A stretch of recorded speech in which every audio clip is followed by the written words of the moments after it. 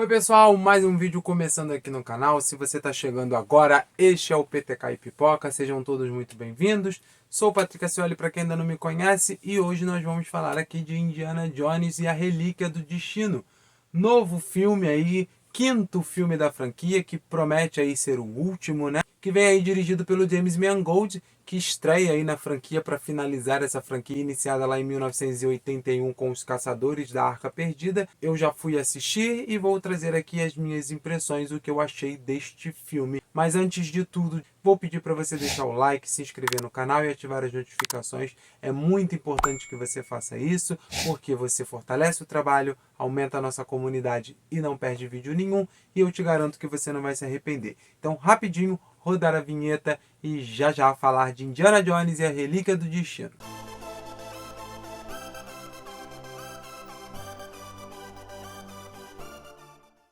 Bom, olha só, já vou começar aqui dizendo que é um filme agridoce, assim, né? Lá nos anos 80, como eu falei, né, o Indiana Jones aí criado, pensado pelo George Lucas e dirigido aí pelo Steven Spielberg, foi pensado ali como uma trilogia e a gente teve ali a primeira vez que Indiana Jones era finalizado nos cinemas.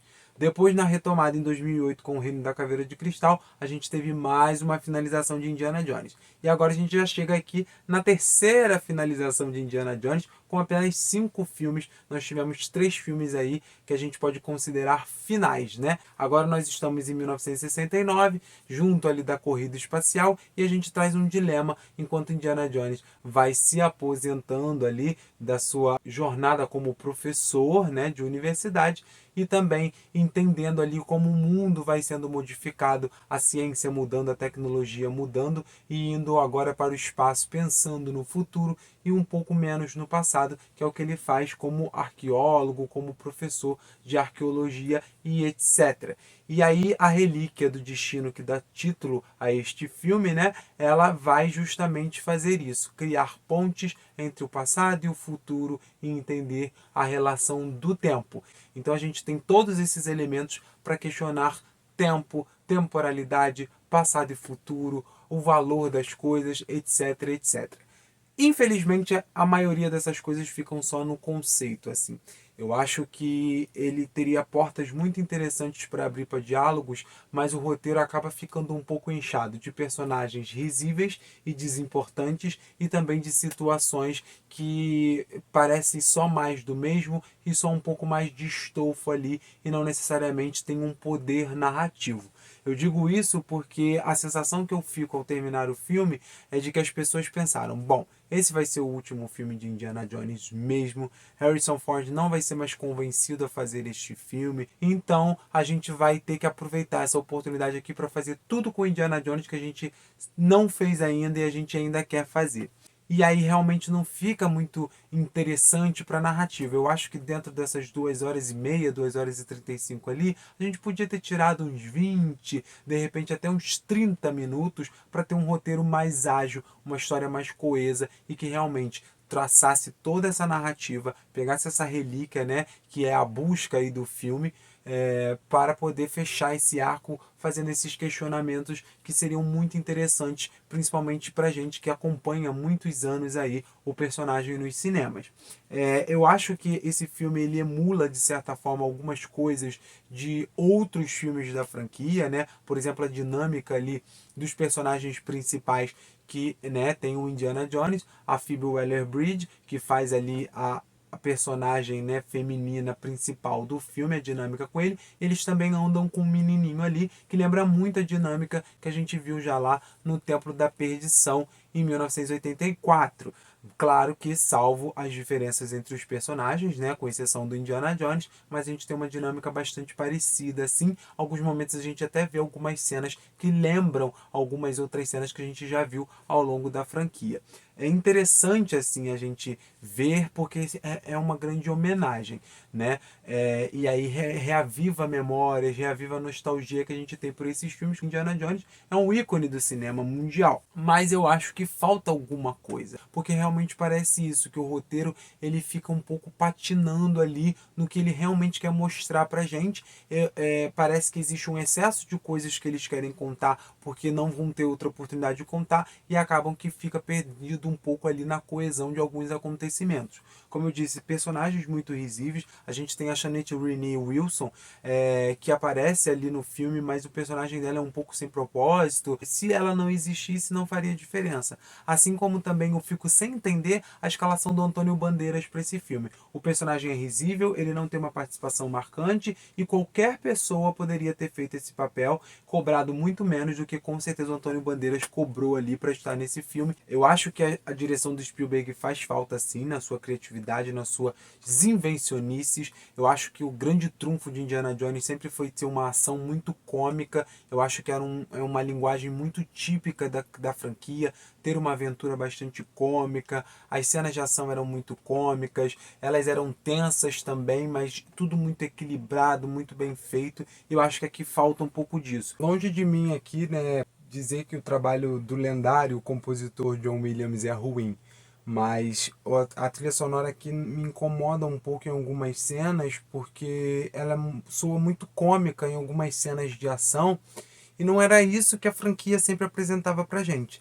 Existia realmente uma comicidade na forma de compor as cenas em si, e não por questão da trilha sonora. Então eu acho que ficou um pouco complicado assim, dar muita credibilidade, principalmente aos vilões do filme, quando na hora que eles estavam representando ali, por exemplo, uma ameaça, a trilha sonora estava totalmente cômica ao fundo. Então isso para mim também me incomodou um pouco assim. Eu acho também que existe um excesso de tela verde. Para o espectador que seja mais exigente, pode incomodar sim.